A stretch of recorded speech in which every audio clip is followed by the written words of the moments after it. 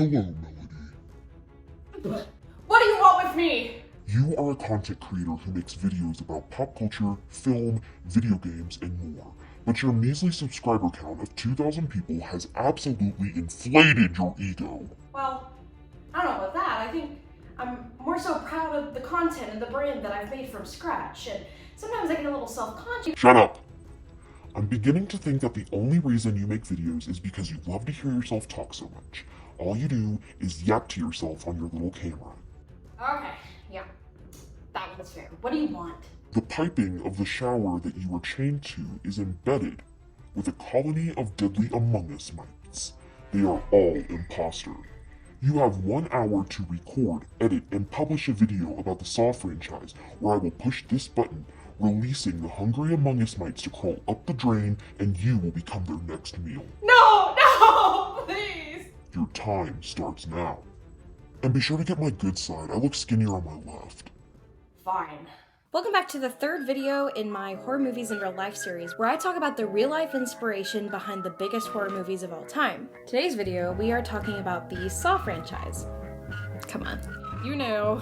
This video is a little bit different than the others because Saw was a collaborative process from Leigh Whannell and James Wan, so they both had their own inspirations on certain aspects of the movie. There's also a real true crime that does kind of mimic some of the events of Saw that I debated not even putting in this video. Let's get into it. Leigh Whannell, the writer of the first 3 Saw movies, and the actor who plays Adam in the series, first came up with the idea of Jigsaw after a very real health scare. Whannell had been facing some pretty intense migraines, and after several visits to the emergency room, doctors, and MRIs, he started to fear the worst. He was kind of afraid that he had this terminal illness or this brain tumor, and from that fear grew a very real inspiration for something a lot more sinister. He accounts that while he was in the hospital, he was thinking to himself, what if a psychopath had some kind of terminal illness?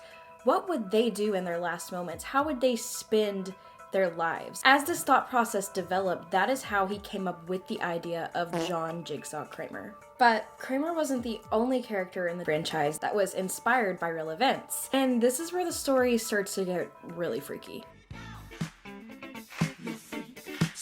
The character of Zepp in the Saw franchise, which in the movie Zepp carries out the kidnappings for Jigsaw, was really inspired by a true story that James Wan read when he was younger. The alleged crime of the serial tickler. Really? A serial tickler? That's the best you've got? You better step this story up, bitch.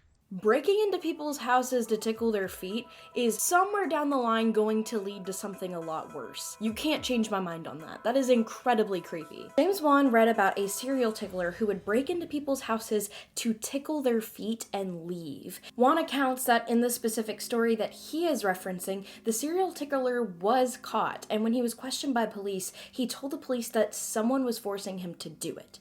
Now, whether that's true or not is kind of speculation because I couldn't find the exact account of the serial tickler that James Wan was referencing, but this did inspire James Wan to create the character of Zeb in the Saw franchise that we know today. Even though I couldn't find an exact account of the exact story that James Wan was referencing, I did find another account of a different, probably different, serial tickler. Who knew that serial tickling would be such a popular occupation these days? In this economy?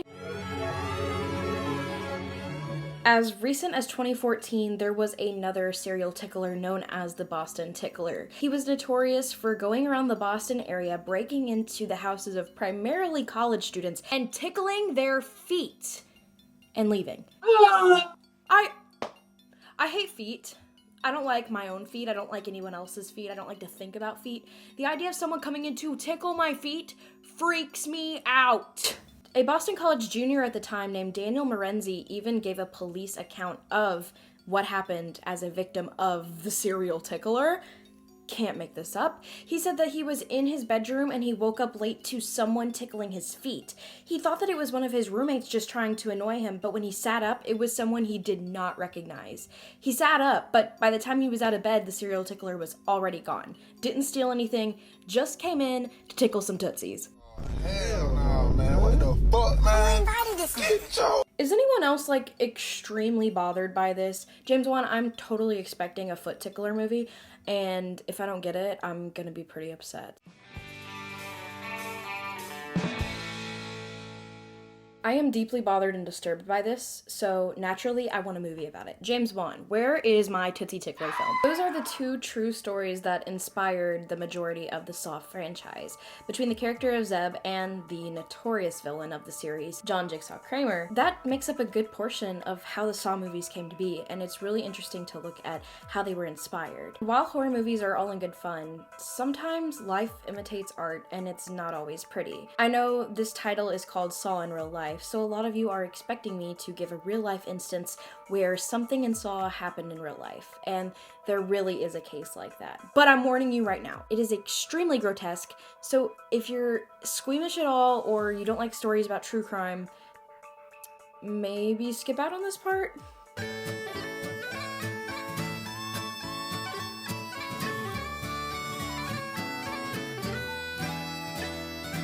The real-life criminal case that I find eerily similar to the Saw franchise is the criminal case of the Toy Box Killer, and this is not a laughing matter. David Parker Ray was an American torturer, rapist, and serial killer who wreaked havoc on women in New Mexico from the 1940s to the 1990s. That's nearly a span of 45 years. David Parker Ray would create these contraptions that were designed to torture his victims. He would keep them in constraints after drugging and kidnapping them in a trailer he called the Toy Box. It was inside this trailer where he housed his surgical tools, construction tools, crude sex toys, and other torture devices. It was also there where he kept women drugged up and captive as he exerted BDSM-rooted torture tactics on them. The elaborate traps and torture mechanisms weren't the only thing that made David Parker Ray eerily similar to Jigsaw Kramer. In the films, the Jigsaw we have all come to know is accompanied by a captive turned intern named Amanda. Amanda has a parasocial relationship with John Kramer and kind of considers herself a little bit of a daughter. We see this kind of form of Stockholm Syndrome where she was once a captive of him, but since he caused her to end her addictive lifestyle, she now idolizes John Kramer and thinks of him as a father. As the film franchise continues, Amanda carries out a lot of John's dirty work and does a lot of the heavy lifting. The most deranged and horrifying part of the David Parker Ray Toy Box Killer case is that he also involved his biological daughter in his crimes. While Amanda idolized John Kramer in the Saw series, there is evidence that Glenda Jean Ray wasn't always ecstatic about committing these crimes. In 1986, Glenda Jean Ray called the FBI and told them that her father was torturing women and selling them as sex slaves across the border, but her calls were never followed up. The police didn't take her report seriously and she was ignored. And it was after 1986 that she started joining her father in these crimes. At first, it was Ray encouraging Glenda Jean Ray to partake in drugging his victims and helping with the kidnapping process, but then eventually she too began to torture the victims herself. Police speculate that David Parker Ray abused his daughter, and at one point it is maybe speculated that she became pregnant with his child. Glenda was arrested alongside her father in the 90s and was completely compliant in court. She admitted to criminal sexual penetration and kidnapping and even helped attest with her father's crimes. While the crimes of Glenda Jean Ray are absolutely monstrous and nobody deserves that kind of fate, being raised and abused by someone like David Parker Ray is probably detrimental to her character. Glenda Jean Ray served a 30-month sentence and had 5 years of probation, and while we can't deny that what she did was extremely wrong, I think it's important to keep in sight the root of the evil, which was David Parker Ray. While the crimes of David Parker Ray sound eerily similar to the events of the Saw franchise, there is no evidence that the crimes of David Parker Ray inspired the Saw movies in any way, shape, or form. But looking at the multitude of similarities between a torture horror film and real life, it's absolutely terrifying to think about how scary people can be. Saw will forever be monumental in the world of horror. The original film, notably making bathrooms scary for literally ever, will be a favorite of horror enthusiasts everywhere for years to come. But it's always important when you're watching these kinds of films to keep in mind that in every single scary story there is a kernel of truth, whether it be a fear that a part of the story is inspired by, or a real-life crime that the part of the story is inspired by. But what's even scarier is that sometimes life imitates even the most outlandish art. And that is definitely not pretty, and sometimes it's downright horrifying. If you like this video, you probably also like the movie Saw 10 or Saw X. I have a movie review on that as well, and that can be found linked at the end of the video. So go ahead and check that out, or check out the rest of my channel. I'm MelodyEverAfter. I'm a pop culture video essay channel, and I like to talk about things like movies, video games, and more. If you're interested in that kind of geeky stuff, I would really appreciate it if you checked me out. Until next time.